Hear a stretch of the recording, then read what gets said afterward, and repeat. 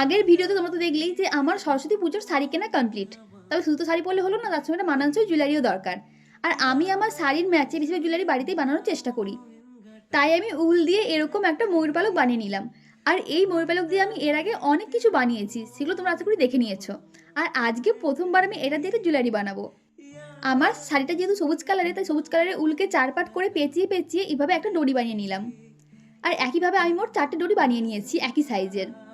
এবার আগে থেকে যে ময়ূর পালকটা বানিয়ে রেখেছিলাম, ওটা এর একটা পাশে আটার সাহায্যে আটকে নেব। আর এই দুধারটা সমান করে কেটে এখানে একটা উল লাগিয়ে নেব পেছন দিকে বাঁধার জন্য। তো চলো পুরোটা একদম কমপ্লিট করে তোমাদেরকে আমি দেখাচ্ছি। তো এই হলো আমার জুয়েলারিটার ফাইনাল লুক, দেখো তো কেমন হয়েছে।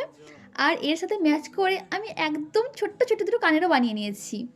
তো আমার তৈরি জুয়েলারিটা তোমাদের কেমন লাগলো আমাকে অবশ্যই কমেন্ট করে জানিও। আর ভালো লাগলে বরাবরের মতো লাইক করে দিও। তো আজকের মতো টাটা, দেখা হচ্ছে নেক্সট ভিডিওতে।